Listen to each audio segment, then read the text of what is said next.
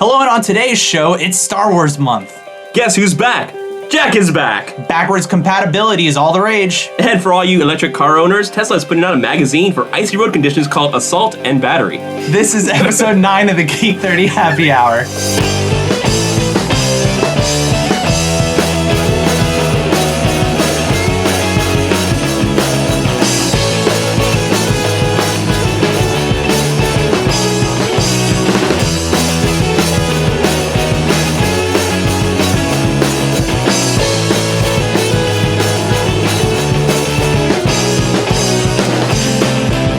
Welcome back to another episode of the Geek 30 Happy Hour, where we drink a toast to all the geeky things we're passionate about.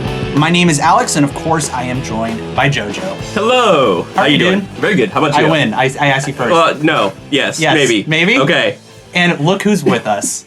Hey! Oh, look who it is! It's me! If you guys know that voice, you've obviously listened to episode 2, and episode 2, right? Episode 2. Who was our first guest? Yeah, our very first guest ever is our producer, Jamie. Hey, how's it going, guys? Good, dude. Thanks for having me back. Yeah, thanks for joining us. You know, he sits in the background and edits all this stuff, all those wonderful little jingles and stuff that you hear. He came up with those.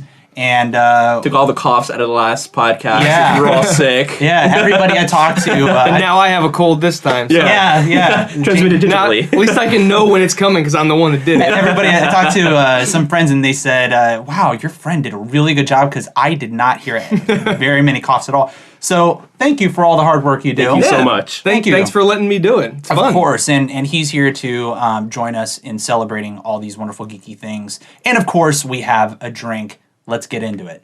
Oh, hello, Geek 30. It's beer time.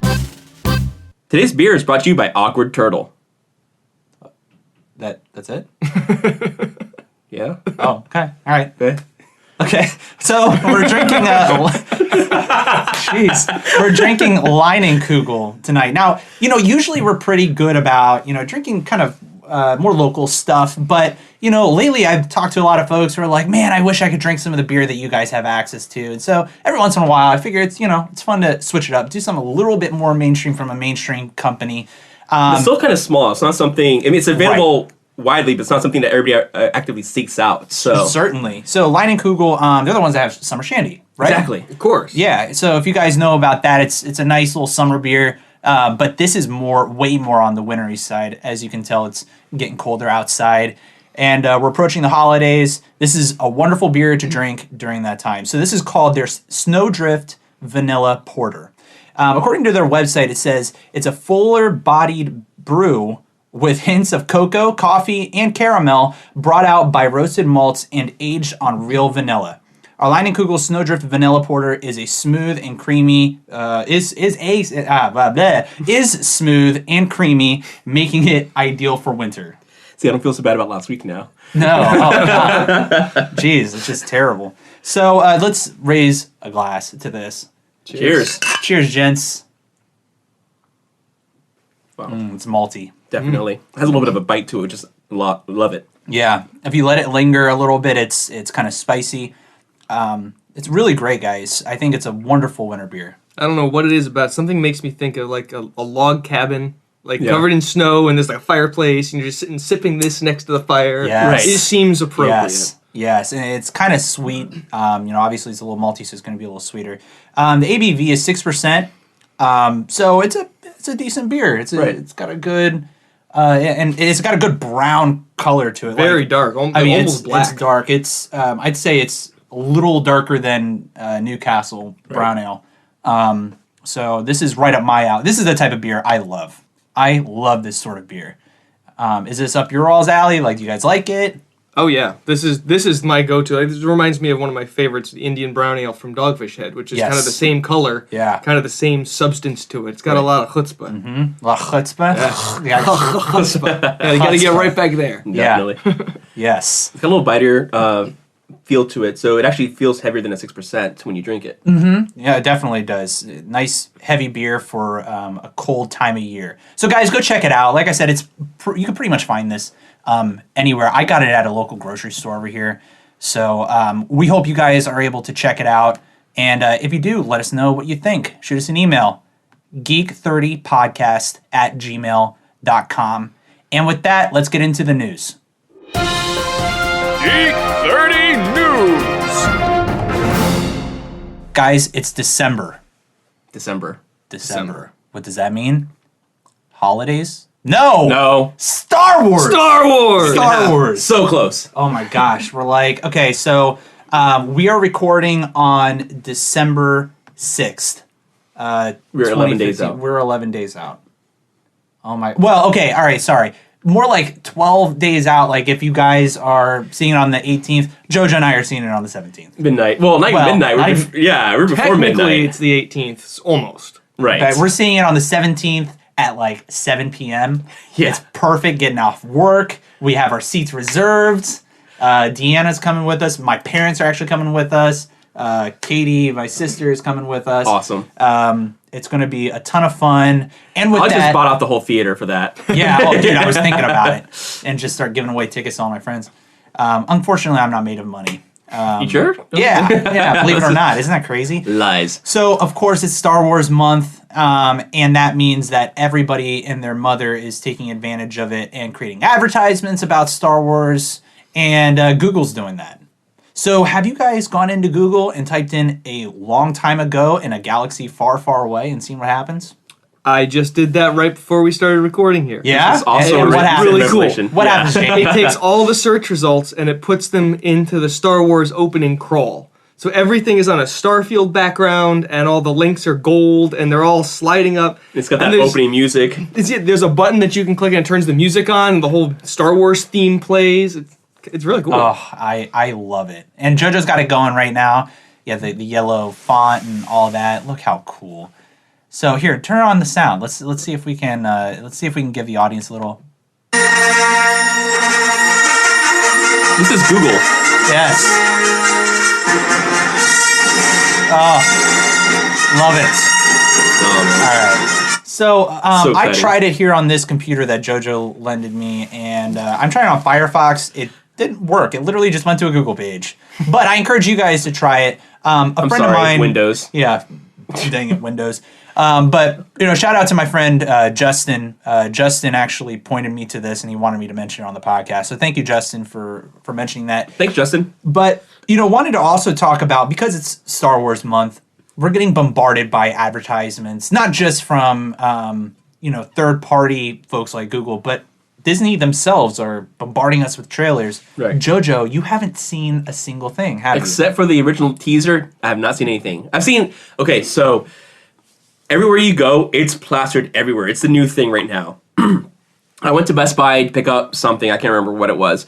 And they had trailers playing on all the TVs in the back of the Best Buy, which is effectively a quarter of the store. And so it's hard not to see it. It's hard, and it's weird to look like that one guy who's looking actively away from TVs and, in the middle of a store. Little horse blinders on. Exactly. Being that one nerd, just being really weird about it. Even Target has it, which I bought an R2D2 kitchen timer from Target. It's like, okay, why not? Oh wait, there it is on TV. Son of a gun. Did you get the shower head?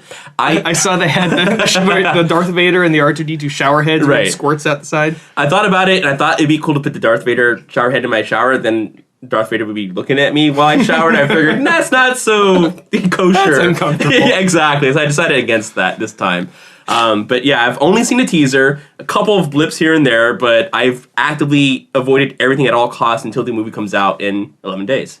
I can't believe that tomorrow is going to be 10 days. And then the day after that, it's going to be 9 days. So close. Then the day after that, it's going to be like 8. I'm about to take that day off. That's how numbers work. Oh my gosh. They go in order. Yeah. It's crazy Mind town. blown. Exactly. Wow. But, I was really excited about the first few teaser trailers that kind of came out. And then they kept putting more and more and more and more and more and more content out. I'm hesitant at this point I've been personally watching every little bit. I'm reluctant at first. I'm like, but no, I'm going to watch it. And so but at the same time, I don't want to be seeing the entire movie before it comes out. Which happened to me with episode 1. I don't know about you guys, but everybody had a special, everybody had an extra scene, like E.T. and this and whatever. They all had something, but so by the time you actually got to the theater, it's like, well, I've seen this already. Yeah, that's the problem with a lot of trailers. But I think Star Wars has done a really good job. Even a lot of these little trailers that they've been putting out, while some of it has had new footage, they've actually recycled a lot of it. So I'm thankful there. But man, I saw a freaking we went and saw the Hunger Games in theaters over here the past, like, it was like a week ago or something. And they had this new movie that was coming out. I don't remember what it was about, but they basically had the entire movie laid out in the trailer. Right. I don't need to go see that movie anymore because that's kind of like what they just did with Superman versus Batman. They put out a new trailer, and it's like, wait, that's the plot? And so you just know the movie now, and it's like, well, son of a gun. It has, what's his name? Doomsday? Yeah. Or Apocalypse is Marvel. Marvel, yeah. So I think it's Doomsday. Doomsday, yeah. Okay, so that trailer's pretty cool, though. BBC actually just did the same thing with Doctor Who last week.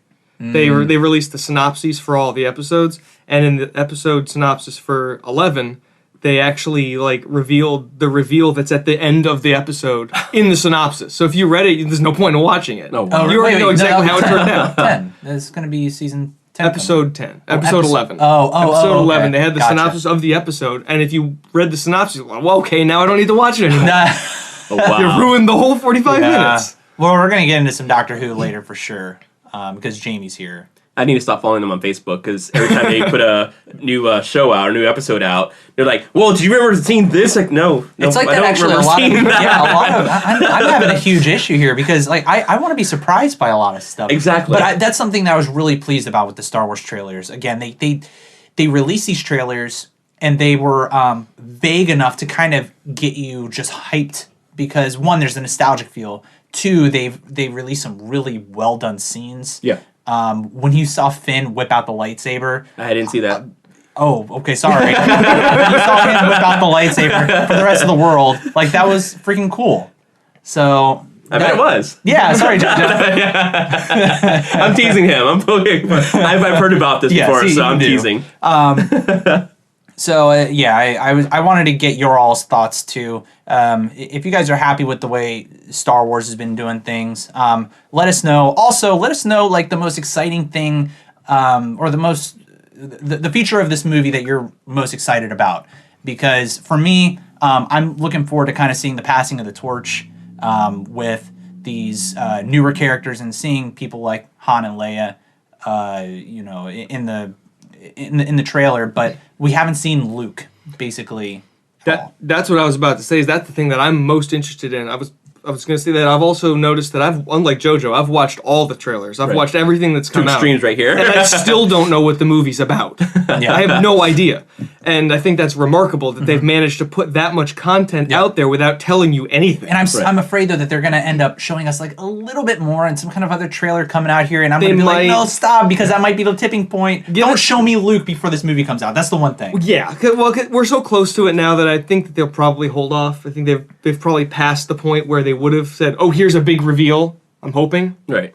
But I'm guessing that there's going to be something in the trailer that after you've seen the movie, you'll go, oh, wow, I can't believe I missed that. That was amazing. Yeah. But the thing with Luke is what's really got me wondering is because we all know he's in the movie. Yeah. He's in there someplace, but we have no idea how he's taking part in it, what kind of a characterization he is, or whether he's gone some other direction. It's going to be really interesting. And they're saying that all the expanded universe deleted. It's all new content at this point. So which is cool. You can't speculate what's going on based off of existing stories because it's not existing anymore. Right. Because in the extended universe, the Thrawn trilogy of books came right after Episode 6. And now this is coming after Episode 6. So that's null and void. Exactly.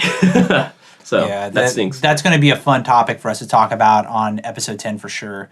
We're actually recording that episode after we go see the movie a couple days later. So you guys will get the full scoop on what we thought about the movie when that episode comes out. Let's see. And this next topic is very near and dear to Jojo's heart. I don't know if you guys have heard, but Samurai Jack is coming back. Samurai Jack! Samurai Jack. So excited. Now, there was a really cool article that I saw on The Verge, one of the many websites that I kind of perused.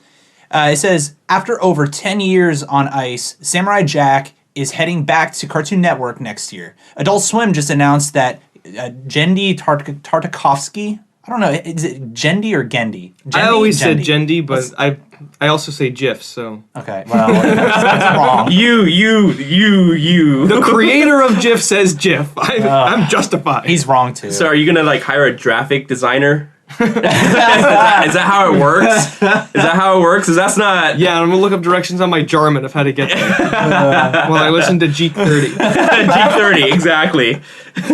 So Adult Swim just announced that Jendi Tartakovsky, the animator behind the acclaimed series, as well as favorites like Dexter's Laboratory and the animated Star Wars Clone Wars micro-series, is back to produce a new season that will land on Toonami in 2016.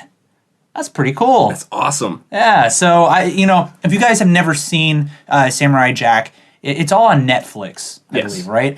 And it is a visual masterpiece. Really wonderfully done animated series with really cool action sequences, mostly told... it's interesting because the main character doesn't really have a voice. Right, Jojo? I mean, he does, but he doesn't really talk. He speaks occasionally. He's very stoic in this series. So, for people who don't know the series, how would you describe it to them? Someone from the past gets sent to the future by accident. He actually has a Japanese name and adopts the name Jack after he runs into some people. And he's looking to fight the guy who sent him there to get back to his old time. It is hilarious. It is dramatic. It is well written. I mean, they don't have to say a lot, but they can emote so much because it's an animated piece. Everything they do is fantastic. The last episode is Aku. I think it's the bad guy's name. Haku. I think it's AKU. Is it AKU? Yeah. Yeah. Let's. I think it's a 3-letter word. Yeah. Aku. Yeah. Evil demon Aku. Okay. He starts telling stories, and the kids that he's telling the stories to are like, no, but Jack wins this one, and it becomes a hilarious little parody of a bunch of different fairy tales that go on. And I mean, I just have a love for that episode in particular. But there's a lot of great episodes that happen there. The style of it is fantastic. They actually ended up pulling some of that style for the Star Wars original Clone Trooper animated series, and so that was a fantastic series because it was styled after Samurai Jack. And then that was fully animated. Then they went to the CGI stuff, the Clone Wars, which is still great, which is phenomenal entirely. But to me, it was groundbreaking at the time. I was really sad to see it stop. Yeah. Jamie, are you familiar with that series? I remember seeing that it was on, but I never watched it. I'm familiar with some of his other series. Like I watched a lot when I was in college. I watched Powerpuff Girls and Dexter's Lab and all of those. But I never saw Samurai Jack. I kept seeing it on there and was like, I wonder what that thing is. Right. Oh, well. It was great. I'll give it another chance if it comes back. Definitely do yourself the favor, folks. Go see this show when it ends up on Netflix. And it kind of begs a question, like, what other shows are out there that kind of deserve a reboot? Reboot or continuation? I guess a continuation is a better word to use. And actually, thinking of the word reboot, did you guys ever see that show? So that was always fun because did you remember that show? I remember somebody mentioning that show to me, and I think I actually watched like part of an episode of it. That was the really old CGI, really early CGI, where it looks like it was on your Windows 95 machine, kind of. Every season of that was a different version. They got better every season, and it was actually originally an engine they built for, I think, gaming. Yes. That nobody ever picked up, and it's like, well, let's make a show out of this. And so they ended up making the first season. They built a better engine and made a second season. So each season got progressively better looking. And that's cool. That's actually a show I heard they were potentially bringing back in some capacity. That would be really neat. But JoJo's right. I mean, they ended up making the animation for that way better. If you see the original episodes, it's just painful. Yeah, but cool action and cool stories. I mean, what other shows are out there that you think would deserve that sort of treatment? I mean, I'm always a fan of stuff that doesn't necessarily have a whole season arc. So something like the A-Team, where each episode is its own little movie, and just keep having more plots and more craziness, and they do something extravagant, and you tie up the whole story in one season or one episode. Yeah, when you said the A-Team, for some reason, MASH got in my head, and Deanna and I have been watching a lot of MASH. We just finished the first season of it, and it actually holds up, I think. Definitely. Completely inappropriate, and there's a lot of really sexist shit that goes on in that show, and racist shit, but it's still pretty funny. I mean, that was good humor, and for TV, I feel like it was really risque and edgy. Yeah, it was funny. You have any thoughts, Jamie? Well, the first one that pops to mind is, and I think I actually heard something about it coming back, was The Twilight Zone. Oh wow! Because I remember watching old black and white episodes of The Twilight Zone, which I started watching after I had been listening to the old radio drama X-1, which actually shares a lot of the same stories because it was like the earlier radio version of the Twilight Zone. Nice. And there's something about that show where, like you said, it's like single stories. They're encapsulated. You can watch one and be done. Right. Or you can watch 6 in a row and be happy. But there's a common theme, and each one has a different style. And it's just really interesting. Definitely. Tells stories that you don't really see anyplace else. So it'd be really neat to see something like that come back. And be awesome. the fact that I had heard a rumor that it was coming back Get makes excited. me really excited. I'm like, Yeah. whoa, Twilight Zone. That's happened. Yeah, that it's interesting, guys. And out there to the audience, if you guys have any ideas of shows that you think should be, I guess, brought back to TV. We talk a lot about like nostalgic old shows that we really like, old games that we really like. It's an interesting thought to, sit back and really understand what would really be relevant today. So I went through and watched all the original Transformers show, and I'm debating whether or not some shows would work coming back. Right. Because I would say, let's bring back Chippendales and Rescue Rangers and like DuckTales. Not and Chippendale Dancers. Not Chippendale Dancers. That was sure? a different part of my life. Oh, I've yeah. moved on from there. We have pictures of that. No, you don't. Maybe you do. That might be a thing. But that going back to Transformers, it was such a horrible show. You could see where they were trying to market toys more than they were trying to actually give you a plot. Yeah. And so I'm kind of hesitant to see what shows would actually live nowadays that weren't just a marketing ploy. Yeah. Like G.I. Joe. Exactly. Oh, we have a new vehicle now for some reason. And you get a character who you'll never see ever again except this one episode. But now your collection isn't complete unless you have it. Hasbro didn't make their number last year, so we are introducing a new character. Well, it's funny because after, 1 or 2 seasons, they introduced Devastator on the Transformers series, and it's 5 vehicles to build one big vehicle, right? One big robot, and it's just amazing. And a couple seasons in, there's 5 different versions of this 5 vehicle robot, so they want you to spend, $18 on each toy, and it's, times 5, and it's ridiculous. It's really funny. It really is. It's really funny. I felt so bad. It's like, I watched this, and, it's like, no wonder I wanted Optimus Prime so bad, you know? Damn you, marketing gods. Exactly. Well, in other news, we're getting old games that we're able to play on our new systems. Backwards compatibility is coming. Some of it. Well, actually, some of it, and some of it's already here. Some of it's been here. Right. Some companies, according to Jojo, are bastards for only hopping on the train now. Hulk smash. There's a specific article I read the other day. It was on Verge. By the other day, I mean like 2 days ago. It says you can buy PS2 games on PlayStation 4 starting tomorrow. So that was yesterday, the 5th. So by the time you're listening to this, you guys are able to play PlayStation 2 games on PlayStation 4. A bunch of these are available on the PlayStation store. And there's a bunch of different games. One of the games actually stood out to me, Dark Cloud. Did any of you guys play Dark Cloud on PlayStation 2? You could build like your own little town, and then you were like this little adventuring guy with daggers, and you can go kill stuff. It was fun. Anyway, so for like it's like $15, and you can go buy it on the store. So, is Sony late to the game, Jojo? All right, here we go. All right, I'm just gonna walk away. Jojo's gonna yell in the mic for a little while, guys. I'll be right back. I'll be outside. I don't know where to start with this. Okay, so they started with Xbox One, and they had this big marketing scheme. Xbox One wanted to be connected to your internet 24/7, and the advantage of that was that everywhere you go, all your games were available to you at all times. It didn't matter if it was on disc, it didn't matter if it was digital, it was always available to you. So if I go visit my family in Texas, my brother has an Xbox One, and I can play my games on there, all my stuff saved, everything's good to go.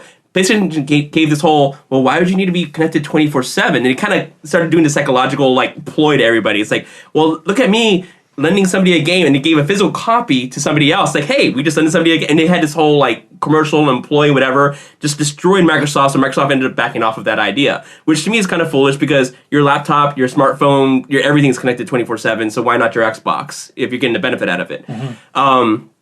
The reason why Sony did that is because they had bought Gaikai so that they could bring a streaming platform to bring your old games back to you, but they will sell it to you instead of you already owning it. So as of this year, Xbox is like, you know what? Screw it. We're going to do something different. If you had a digital version of anything on Xbox 360, as long as their publisher is okay with it, you can now play it on your Xbox One. Free. You don't have to do anything. You just download it. You're good to go. If you have your disc, you can pop it into your Xbox One and play your game. Done. So it's backwards compatibility across the board. Digital-wise, as long as it's with the publisher. Mm-hmm. Sony is saying, hey, we're bringing back your PS2 games, not your PS3 games. We're going to sell them to you again. You can't play your PS2 games on disc. You can only buy your upmastered PS2 games, like Final Fantasy VII from PS1 that they've released last year in December as a really like choppy, like the original port from the PS1, and they're like, "Well, we're redesigning Final Fantasy." I'm getting overexcited. I'm sorry. I know. We're gonna. It's flying everywhere. I'm sorry. Where's your raincoat? I'm just kidding. Your umbrella. I'm just kidding. Go ahead. Continue the rant. So they're. This is good. It's good. It's good. They're selling you Final Fantasy VII again with the new trailer they just dropped, saying, God, I'm really "Oh my excited. god, it looks so cool!" Yeah, it does though. But this is the third time they're releasing Final Fantasy VII. They're not giving you new content. They're selling you old content. They're selling you the old blocky version of Final Fantasy VII, unless you have the disc, which is only playable on PS1, and they're selling you the remastered version on PS4. So they're trying to do that backwards compatibility, but it's not backwards compatibility. It's a remake of the old stuff. So it's their marketing that's really kind of selling it kind of sideways. That sounds almost like the virtual console.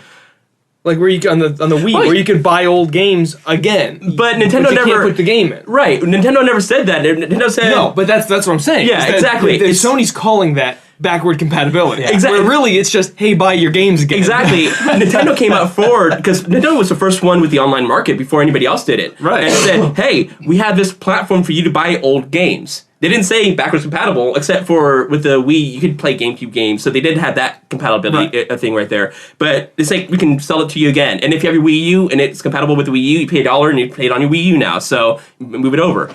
Wouldn't you think though that obviously you can't plug a Nintendo 64 cartridge into a Wii U or a Wii or anything, but even from a PlayStation 2 point of view, weren't those completely different discs that wouldn't even be able to play on a Blu-ray player like a PlayStation 4? I'm playing devil's advocate. I agree 100% with you. Right.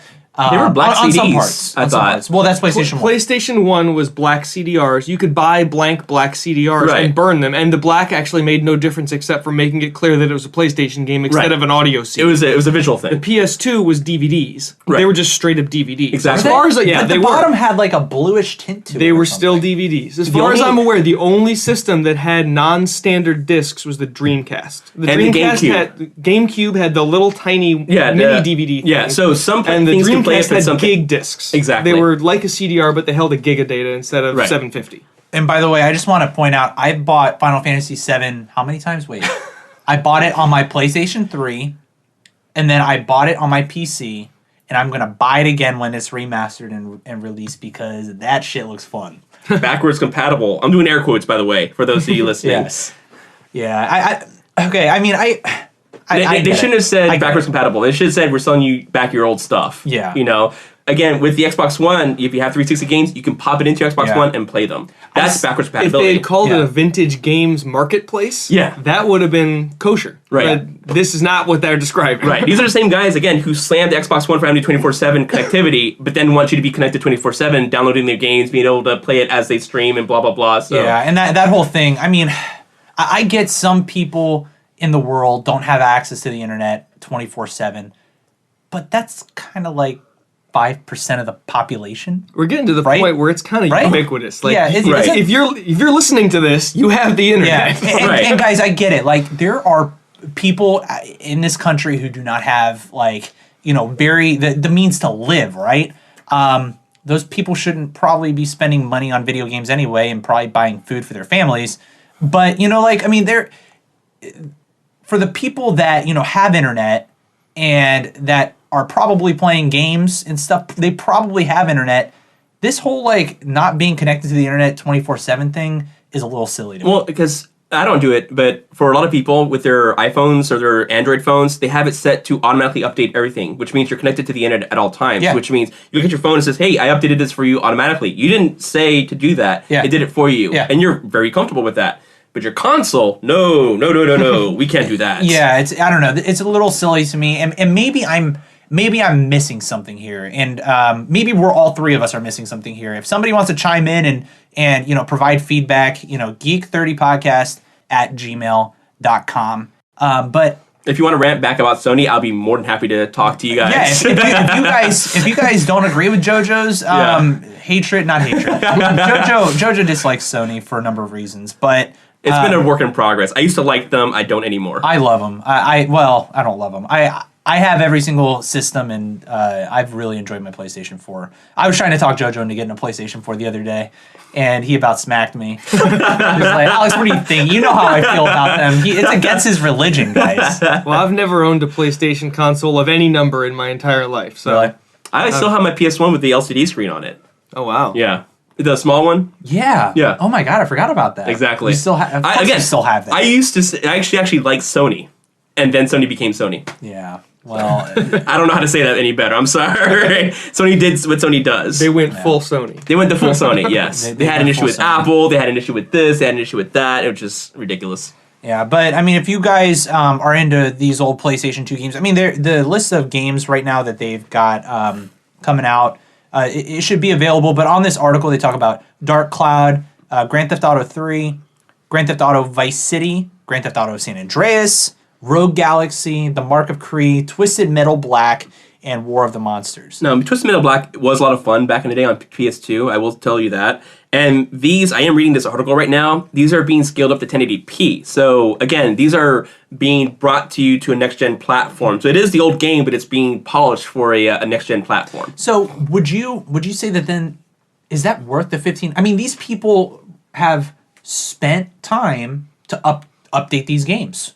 So if it wasn't, again, air quotes, backwards compatible, then Okay. yes. Yep. I think their marketing strategy is what's really pissing me off. Yeah, and I'm wondering if some media outlets are marketing it as backwards compatible. If some others are talking about re-releasing, Right. I think there needs to definitely be some kind of consistency there. But I don't know. I'm excited personally because I want to play Dark Cloud again. I remember one of my favorite things about that game was the music. I'm looking at Jamie right now because he and I are both music nerds and we play music together. Really pretty, like acoustic, sort of like chill out. You could like sit on your couch, like let the game be, sit in your little town or whatever, just sit back and listen. You're just sitting there and listening, and it's pretty and it's fun. I'm gonna have to check that game out now. It's neat. Maybe I'll buy a PS2 and a copy of PS2 Dark Cloud for that. You could probably buy it for like $15. Yeah, exactly. So eBay.com. Yeah, right. talking to a friend right now, he's got a 36-inch Sony Tube TV. Still works. They put a LCD on top of it because they couldn't move it. It was too heavy. Really? So I'm debating whether or not to ask him if I can like buy it off of them and bring it to my next apartment so I can plug my old consoles in, like light guns and stuff. And I have a 32-inch CRT TV in Right. my studio that I bought. I didn't buy it. I found it on Craigslist, giving away for free. Right. I And just you can drove carry and it. got it. Yeah. And then took it home because I wanted it for my old Genesis and my NES Right. and my N64 because that stuff just doesn't look right on No. a flat screen, I've especially tried it. Nintendo. Right. Because it stretches out and then Yeah. all your angles are off. You end up running Right. into everything and light guns who, don't work. And who in that household plays it the most? My daughter. My oldest daughter, Ellie, she plays the video games more than I do. that's a good thing though. You know what? It is. That's good. Bringing up the next generation the right Exactly. way. That's my god baby. I love it. That's some pride right there. That's awesome. I I'm feel so that. happy. I'm proud. I mean, yeah, it makes me so happy. Yeah, supposedly she's been getting really good at the video games too. So Yeah, her two favorite NES games are DuckTales and Tetris. And she doesn't really understand that the point of Tetris is not to see if you can build a column the highest in the middle. So I've been trying to teach her that That's it how goes, you win the fastest. But it is how you quote unquote win. It's golf rules. Lowest point score. There you go. But the one she started playing the other day was Ridge Racer for N64. I don't know if you ever played Ridge Racer. It's like the twitchiest arcade race Right. game. And I was shocked that she passed 4 checkpoints. Yeah. And she was actually staying in the race. I was like, yeah, you're 4.5. How are you doing that? I sucked at video games when I was your age. that's so You funny. need to upgrade her to a power glove at some point. Oh, God. Right, now I got something else to buy. There you go. I'll put it right under the couch with my Virtual Boy. Exactly. Yeah. I need to bring mine over. I think there's a link you can plug the two together. If you have the cable, we will play I don't know if Mario I have Tennis. the cable. Because that's the only game I have is Mario Right. Tennis. Well, I've got 6. I'll let you borrow some at some So point. you have all the games. Yeah, exactly. I think I'm, All 6 of them. well, I'm missing one. The one that I didn't get was Waterworld, and there's reasons why I obviously didn't actively get that one. I can't imagine that game was any better than the movie. No, I can't imagine. Well, Jamie brought a topic. I may have influenced this topic a little bit for Jamie. He encouraged it. Nudge, so, nudge. so Jamie, what are we talking about today? We're talking about Doctor Who today Okay, and why are we talking about Doctor Who? because I am slightly obsessed. Hey, me too. That's weird. Awesome. That's weird. So, Jamie, talk to us about Doctor Who from your perspective. Okay, so for a long time, I knew what Doctor Who was. I never paid any attention to it. And then one day, like somewhere around 2007, 2008 something, I decided, I'll see what this Doctor Who thing is about. So I started watching from the beginning, and I kept watching, and I kept going, and then I got completely sucked in, and I watched everything up until when it was current at the time, and was, waiting with bated breath for the next season to start. And then said, well, this whole classic series, I wonder if that's any good. So I started at the beginning of the classic series, which for those of you who don't know is 26 seasons long. Right. And some of those seasons have like 40 episodes in them. Started in 50s or 60s? 1963, I think. Yeah. Wow. No, 65. Because it's the longest running show. It's like 40 years, 63, wasn't it? I think. Yeah. It's the longest continuously running science fiction show in the history of television. Opening a beer. Sorry, just wanted to open. Yay. So- I'm just letting you guys know. So I started at the beginning, and I started watching through, and I've now watched all 703 episodes or whatever it is of the classic series. I've watched the TV movie from 1996. I'm sorry. And it wasn't great. It was an American production, that's why. You kind of got to plow through some of it. Yeah. And then I've watched all of the current series. And my wife and I watched the season finale of Series 9 last night. So I have now watched all the Doctor Who that there is. Awesome. So now I have to wait until Christmas for the next one, and then the long wait until next fall for the new season to start. Of course. So can I tell you guys about what I did yesterday? What did you do? Okay. I locked myself in my office. Good I start. turned on my computer. And then in one window, so I got a dual screen situation going on. I fired up World of Warcraft. Okay. I had a level 80 Pandaren shaman that I decided, I'm going to bring him up a bit. And then in the other screen, I brought up a browser. I turned on Netflix. And I plowed through so much Doctor Who. I started at basically the beginning of season 8. And then I got about halfway through season 9. And I got my shaman up to level 89. So Awesome. Congrats. yeah, thank you. I'm almost at level 90. I'm about to hit the anyway. So okay, so I'm pretty obsessed with it too, and I've spent way too much time watching this show, and I came downstairs at one point and I told Deanna where I was at, and you're proud of me, right, Deanna? With how much Doctor Who I've been watching? Yeah, she's happy. So it's ridiculous how good the series is, especially like getting into the Peter Capaldi stuff. Peter Capaldi, I have to say, has in season 8, I didn't really like him all that much. Like, it was weird. He was such black and white compared to Matt Smith, and how lovey-dovey Matt Smith was. He'd be like, Clara, awesome idea. Grab her, give her a kiss on the forehead, and then walk away. And then Peter Capaldi's like, don't touch me. And, you know what I mean? Yeah. Don't stand so close to me. It's kind of a weird way to see the Doctor, especially because like David Tennant, the transition from David Tennant to Matt Smith was so seamless, it's almost, and this was so, I guess it's what it needed, right? Yeah, and I think one thing that I probably have a different perspective on it, having watched all 26 seasons of the classic series, is that now that I'm thinking about it and thinking of it from the perspective of someone who's only seen the new series. Right. You had Eccleston for one season, who was a little prickly, but He came was a around. little brash at and sometimes. then Tennant, who was obviously, stars in his eyes, everything was wonderful. And Matt But Smith, he had who his was, moments. He had his moments, but anger. But he was very emotionally in touch, and kind of present in the moment about everything. Yeah. And then Matt Smith comes along, who's kind of like an old man in a little kid's body. He's bouncing around, kind of like a toddler. Yeah. And then Bow ties are cool. right. And then Capaldi comes along, and he's just crusty, and kind of he doesn't really want to deal with whatever's happening, and doesn't tell everybody the truth all the time. But sometimes he thinks it's for their own good, but sometimes he doesn't even care if it's for their own good. He just don't want to tell them anything. Right. And if you've watched all of the classic series, it kind of harkens back to some of the old classic Doctors, like For instance, the first one, the doctor that started the whole show, the first one, William Hartnell, was, for about the first half of the first season, completely unlikable. Yeah. He was rude to everyone. He felt like he was being bothered by everyone, and whenever they tried to help him with anything, he wanted everyone to go away and get out of his TARDIS and go someplace else. So it kind of harkens back to that. I kind of figured. Yeah, it feels to be more honest, familiar from someone who's seen those older because episodes. there was, especially coming out of the 60s and whatnot, there was a definitive line of, this is the Doctor, you're my companion, but I'm the Doctor, you do what I say. And going into David Tennant and Matt Smith, there's a relationship, there's a synergy between the two of them. So, what's her name? Clara Oswald is doing one thing, or Billie Piper's character Rose is doing another thing, and everything kind of works out as a pair. In the old series, it was the Doctor and their companion. It was exactly. It was only the Doctor. That was the main focus of a lot of the things on there. And that was one thing that I noticed Peter Capaldi did a couple times, was he was like, "No, you follow my rules." Right. Like he said that a couple times. He said, I have no, you now. He said no, you do as I say. And then the looks Clara would give him of oh no, F you. First of all, Clara might be one of my favorite companions of the entire like show, her. start to finish. She grew on me really quickly because Rose was my favorite for a long time, but Clara's fantastic. I'm not at the end of the season. I kind of maybe saw a spoiler. But it's no secret that, it's been announced all over the place that she's not coming back for the next series. But she's leaving. Yeah, she's Somehow. leaving. Somehow. I'll leave it at that.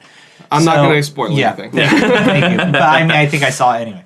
I still haven't gotten there yet. I saw 2 of Capaldi. 3 of Capaldi. 2 in season 8, 1 of season 9, and I need to go back there and watch it. Ahead and I was with my friend Mike. Mike is actually the guy who introduced me to Doctor Who. And so before the new series came out, we were watching old classic stuff. So I actually saw the classic stuff before the new series came out.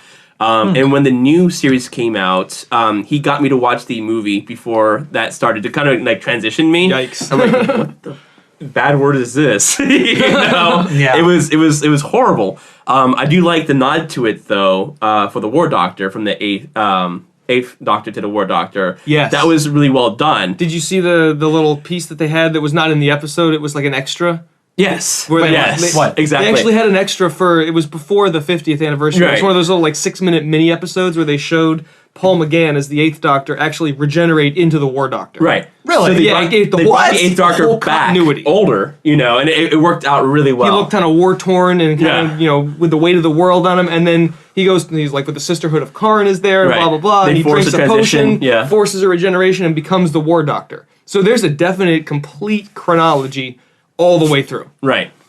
Oh, So I've seen that. Yeah. Oh, I want to go back and watch that. And see, and again, I have it, you can watch it. Thank you.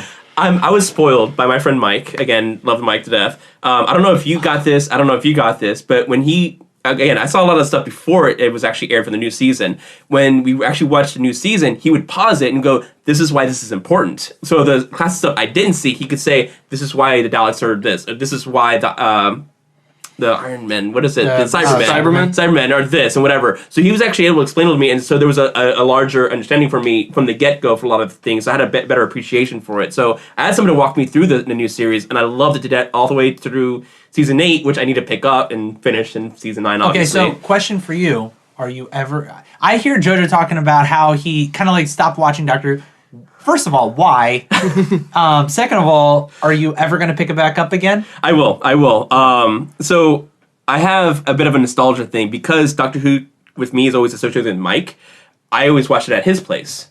And so it's kind of weird for me to not watch it with him. Okay. But I'm at a point where I'm behind a season, so I'm going to go through and watch season 8 on Netflix, which is available. And then season 9, I can just go ahead and watch with him and be able to knock that out. And after Christmas, he'll have everything on the DVR, and ittle be easy at that point. So I do need to catch up. It's not that it's not available to me, I just haven't had a chance. Yeah, it's so good. Even this season, I really liked Peter Capaldi's Doctor a lot more in this season because he seems a lot more approachable. He seems less brash, maybe, and that's kind of what I like. But I don't know. What's your all's thoughts of his character? Well, so initially coming into it, I kind of always liked the crustiness because for me, that's kind of what the Doctor has always been. Okay. I think that Tennant and Matt Smith were kind of outliers in a sense. Yeah. In that if you look at the whole run of all 12 of them, they're probably the most likable, the most approachable, the most like someone you would be youngest. the youngest. Right. Matt Smith is the youngest actor to ever play the Right, Doctor he's like- in history. My age or so. How old He is is. he? He's in his early 30s. Oh, okay. No, he's older than He's me. my age. He's our age. Yeah, he's our age. You guys So- are old. No, you keep saying that. I don't believe it. He was in his late 20s when he started. Yeah, that's what it was. Yep. But they were See, kinda, even Eccleston had a little bit of the crustiness, a little bit of approachable. It was kind of a He transition, seemed like you know. Yeah, he seemed almost. And Jamie, you said it. Eccleston was, I think, a great example of like the Doctor coming out of the War Doctor situation. You know what I mean? Yeah, he basically had PTSD. Yeah, Right. Like yeah. he was a nice guy and he was trying to do the right thing, but he was really messed up in the head from all the things that had happened right before the series starts. Yep. PTS Doctor. That they kind of keep referring back PTS to. Doctor. PTS Doctor. No, that's interesting. I was curious to get specifically, your take on Capaldi because Jojo, I want to hear what you think about Capaldi when you see more of him. I need to see more, yes. Especially as you get, well into like season 9, Right. Because it's really Well, with different. any Doctor, because I loved Eccleston and many. So I've seen classic stuff, and it was here and there, whatever. And the fourth Doctor ended up being my first Doctor, and everybody loved the first Doctor. But for an actual season, Eccleston was my first Doctor, and so he grew on me very quickly. And every time they transition, when you go into David Tennant, it's like, but he's not Eccleston. But then you love David Tennant. It takes a few while. episodes to get Matt, used to it. That was the way it Matt was Smith for me. comes in. He's like, who the hell is Matt Smith? Oh wait, I love this guy now. You know, I gotta so say, I it's- mean, Peter Capaldi's still not anywhere close to my top, but I mean, I like him a lot. David Tennant's number 1 for me. Matt Smith is a very close number 2. Very close, and number 2. So for me, I think I like Tennant better than Matt Smith. Uh-huh. But not because of, I mean, a lot of people just love David Tennant. My wife is one of them. She Yeah. wishes he would come back and just be the Doctor forever. Yeah. forever. I thought Matt Smith was interesting in a different way. It was a different take on it. But aside from that, I know we were talking about this before we started recording, that even if you don't like his characterization, I think that Peter Capaldi might be the best actor to have played the Doctor I can see that. in history. I wouldn't have seen 3 episodes. I And- can kind of see that too. And the one thing that I thought was really telling, and you'll get to this very shortly, I'm not going to spoil anything, Okay. because this was announced a long time ago. Okay. But episode 11 of season 9 features, for about all but a couple minutes of it, it's nothing but Peter Capaldi. No one else is in it. Oh wow. He's Oh. all by himself. And I'll be damned if he does not carry that show and you don't even care that no one else is in it. Oh, It's wow. an impressive tour Yeah. de force. Well, I mean, Peter Capaldi is. I feel like he's kind of a well-known actor in some. yeah, he's been in some other stuff. And he seems like a seasoned. He And almost. He they looks wanted like that though. They wanted an older. Yeah, he yeah. looks though like a seasoned stage actor, and he kind of brings this presence like a seasoned stage actor. And that's the thing that does it. It's that presence. It's the Yeah. same thing that made Tom Baker so compelling. Is Yeah. that he walks into a room and all you can look at is him. It's a super. It's- he brings just this is a intensity. magnet. Yeah, he Right. brings an intensity, especially with those eyebrows. Attack eyebrows. Yeah. It was fun seeing Baker in the 50th. Yes, as well. that was it's a really nice. That, Yeah. that was left field. I didn't expect that to happen. I've gotten my parents into watching Doctor Who. Nice. That's It's awesome. great. My mom texted me and she goes, the Christmas Carol episode from season 1 of like the new series was one of her favorite things ever. That's a good one. Yeah, she loved it. So even my parents are getting into it. And there's also news that Peter Jackson will be directing an episode in season 10. So is it going to be like a 3-episode series and it's going to be like an extended edition? And With Legolas popping in out of nowhere. There'll be an episode where he just chases his sonic screwdriver for 45 minutes just to stretch it for time. No, I think Peter Jackson brings an interesting perspective from a directive point of view, Right. because it almost makes you wonder: are they going to go back and look at some kind of war event? Because he's really well known for those sort of. And that's what I was going to say too. Is he's Like he's the well Time known War? for mass productions. Yeah. So a lot of people. So I'm wondering if there's like a Time Lord thing that's going to happen, or something else. But it's interesting. He knows how to direct 800 people simultaneously, 1,200 people, 2,000 people. So And I joke about them stretching, but I'm really excited to see that Yeah. because I really like what he did with Lord of the Rings. yeah, I and thought The it was- Hobbit. and Well, The Hobbit. no, he didn't. I have haven't his hand seen in the Hobbit. last Hobbit movie. He didn't have his hand in the Hobbit. I thought. He did. I think No, pretty he- sure yeah, he did. Did he? He did, because there was this 'Cause- whole story about how it was originally, I think, Guillermo del Toro who Uh-huh. was supposed to do it. And then he bailed, and then Peter Jackson came in, and he was like, I don't know what the hell I'm doing. I'm just going to make a movie. Oh, okay. I remember hearing for that whatever reason, somewhere. I thought it was Guillermo, but I could be wrong. For whatever reason, I got my stuff mixed up. Take a, yeah, you see, the Hobbit Yeah. director is Peter Jackson. Okay, awesome. Yep. That's actually a true. That's why it didn't seem so put together. The Hobbit did, supposedly. 'Cause Yeah. Peter Jackson came into it like at the last minute. They were like, wait, you did the other movies, just do this one. Yeah.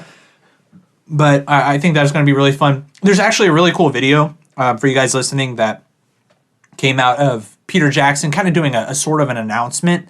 I put it up on the Geek 30 Facebook page, so I recommend that you guys check it out there. It's of him and his daughter kind of sitting down, and his daughter opens up some kind of email about Stephen Moffat or something reaching out to him, and then all of a sudden the doctor shows up, and it's this whole thing, and there's a Dalek in the house. Go check it out. It's actually pretty funny, and they do a really good job. It's all done in one take. Oh wow. So that's especially impressive. And he and his daughter just totally pull it off. And Peter Capaldi, obviously, is a master. There in it, was so. one holiday thing where a bunch of different British actors ended up being Doctor Who in a very short span of time. At one point, Mr. Bean was Doctor Who, and it was hilarious. Did you ever see that special? Yeah. Yeah. I did. I don't remember what it was called, but they had Me the whole either. thing with Mr. Bean, Rowan Atkinson Yeah, was exactly. the Doctor, and there's someone else was the Master, and it was a spoof on the old classic series, Right, Where but- they kept like going back in time to outdo each other. Like it was like, I'm gonna put you in this prison. I'll just go back in time and put a hole in the floor to get out of. Yeah. But I'll go back in time and put spikes under the hole. It was a funny, they played off themselves. Wasn't it like Timothy Dalton, Doctor Who? Yes, it was Timothy Dalton. Yeah. So it was a ridiculous show, and it was hilarious because it parodied itself, and Yeah. they did a great job of it. So, okay, obviously, we're gonna have a few seasons worth of Capaldi as a Doctor. Who do you guys want to see as the next Doctor?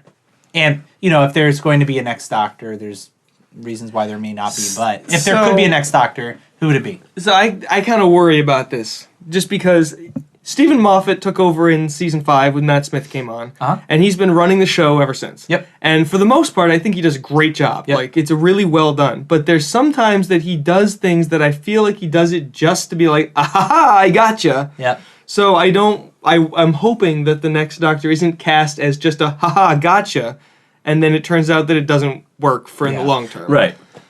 That's my big concern. And not anything in particular. I Yeah. just don't want to be Moffated. There's a lot of talk about a potential of a female Doctor. I have heard that. Obviously, Well, they got a female master. all right. So. Yeah. Well, okay. I was going to say spoiler, but Spoiler. Spoiler. yeah. So Sorry. Missy. Sorry, not sorry. So you got That's like Missy 3 years in ago, there. though, or 2 years. Yeah, but then you got people who may be interested in seeing it. So Okay. there's the potential there. I think that might be one of those Moffat sort of gotcha. I think it might. And if it's done right, it could be really good. Yeah, it I'm not could saying be. I'm not ruling that out as a Oh good yeah, idea. and trust me, people out there, like, there would be absolutely nothing wrong with the female Doctor if it was done right. It needs to be done right. There needs to be loops closed. There needs to be background, something. Personally, I would love to see somebody like Eddie Redmayne come in. I think it's above his pay grade, or below his pay grade rather. But so he's the guy from The Theory of Everything, the guy who plays Stephen Hawking. You know who I'm talking about. Look at this guy's. Look at these pictures. Oh, wow. You know him? Yeah. You know him? I've seen him before. Him, Oh right? yeah, I've seen that guy. Yeah. So somebody getting back to like a younger Doctor, I think would be fun. Somebody who can kind of play more like the stuff that I miss kind of in David Tennant, I guess. That also kind of depends on the storyline, because Doctors Time Lords only have 12 iterations. Yeah. Yeah. Well, There's one I of don't know if those. you've gotten past the 50th, right? Yeah. Okay. Well, then in the episode that came right after the 50th, the Night of the Doctor. Yeah. There was a whole thing where Matt Smith was dying. Yeah. And he was not going to Of get old another age, one, yeah. and then he gets granted an additional 12 regeneration. Oh, 12? I thought it was I one. thought it was just one to regenerate. Yeah. No, I got the clear impression that he was granted a whole full set. Really? That they've basically renewed it for another 12 Wow. actors to keep going. Let's just keep doing that. Folks. It's wonderful. If that's the case, yeah, done. Stephen It Moffat was like keep doing a it. Time Lord loophole. Yeah. Let's see Charlie Sheen as a doctor. Oh, no, I'm just Lord. kidding. I'm so sorry. Bad joke. Sorry. I'll leave now. Out of my house. Done. Out. It's fun though. This has been a fun hobby of mine, an obsessive hobby, and I think Jamie, because Jamie was pressuring me. God, when did you start telling me about Doctor Who? And it took me so Probably long. 3 years ago. Yeah, it took me so long. Dude, you to gotta get- watch this show. It's so good. Dude, you And gotta I'm watch. like, Seriously, dude. maybe. And he kept telling me backstory, and I was like, oh, it kind of sounds cool. Okay. and then I picked it up on Netflix, and then here we are. Well, it's so I love Battlestar Galactica phenomenally. It started with a great budget and just cut off, and so it went from sci-fi to just drama, Yeah. politics and whatever. I love the fact that with Doctor Who, it was sci-fi and drama, but it kept that pace the whole way through. Yeah. It was always action-packed, and they never cut corners. It was awesome. And the acting is top notch. Exactly. Seriously, like I mean, you look Exactly. at some of, especially I think back to some of the stuff that David Tennant did. It's chilling. Some of it was, with the last episode with Rose and stuff Mm-hmm. was very emotional, and I was sitting there like, You and I just everyone started else. crying. Ugly crying. I was ugly crying. Pretty sure my shoulder was like saturated from tears, like Yeah. trying to wipe myself out. Someone was cutting onions. Yeah, somebody was definitely cutting onions. But dust. audience, if you guys have any interest in watching Doctor Who, it's all on Netflix. Go check it out. Seriously, if you have any interest in anything sci-fi or fantasy, and you want some fun, hokey sort of some kind of fun show to start watching, if you don't watch it Well, yet, it's fun, do it. but it's dramatic. It's hilarious, Yep. but it's intense. So it's Yep. got a full range of emotions Yeah. in there. It's well done. I'm trying to talk Deanna into watching it. Like I tell everybody, if it sounds kind of interesting and you're maybe on the fence, just try watching it. Like 3 or 4 episodes in a get row. past the farting and alien thing. Get past the farting aliens. That's Yeah. literally the low point of the whole series. But if you can get past that, Yeah. then you're. I mean, if you're golden. watching a new series, the first 2 episodes are a immediate continuation. There's no pause Yes, with that and it's first a great episode. explanation of like an Exactly. onboarding point for Right. like, oh, I don't know what I'm watching. Right. And if you watch it for like 3 or 4 episodes and it's not for you, well, maybe it's just not for you. Yeah. Exactly. But if you watch 3 or 4 episodes and you're like the rest of us, you'll get sucked in, and next thing you know, you're wearing fezzes and bow ties and, Yeah. and 3 I glasses. do have and 4 bow ties. One of them's a pain in the butt to tie, but I do have 4 bow ties now because of that. I have multiple sonic screwdrivers next to my pile of But TARDISes. do you have Sonic glasses? Is the I question. have black Ray-Bans, Okay. I do too, but they're not Sonic. Nah, they could be. You can pretend they're Sonic. I just touch the side of them and go, woo, woo, woo, woo, woo. Well, it's fun having you here, Jamie. Thanks so much for sharing on the Doctor Who topic. Yeah, thanks for having me This back is and one let me thing- blather about Doctor Who. Yeah, for a while. no, I've needed somebody because I go up to Deanna, I start talking about it, she just way over her head. I feel so bad for her because she'll listen. She's like, "Oh, okay, yeah," and then I'm looking at, she's glazed over. She's completely glazed. Well, I over. get kind of the same thing as Melissa watches the show with me. Yeah. But she's not as big of a fan as I am, and she does not like Capaldi for whatever reason. Yeah. So when we're watching it, I'll just go, "That was a great episode." She goes, "Yeah." I'm like, "Okay, What he said. call Alex." Well, and thank you to you guys for being here, Jojo. Let's wrap it up. Where can Sounds good. people reach us? All right. As always, at the email, you can get us The email at the email. the email. At the email. On the Facebook. At the Facebook. At the email. Gmail.com. Not the Gmail. You can find us at Geek30 Podcast. So Geek30 Podcast at gmail.com. All spelled out, no numbers. And you can call us if you want to leave a voicemail and say, hey, Sony's actually a great company. And then I will obviously argue you because that's wrong. Good. We like constructive arguments. Constructive arguments are always a good thing. But if you do want to leave us a voicemail, that's at 443-424-3350. We do have a Facebook page, and we do have a Twitter at Geek30, also spelled out. Yep, and check out all of our episodes at www.geek30.com.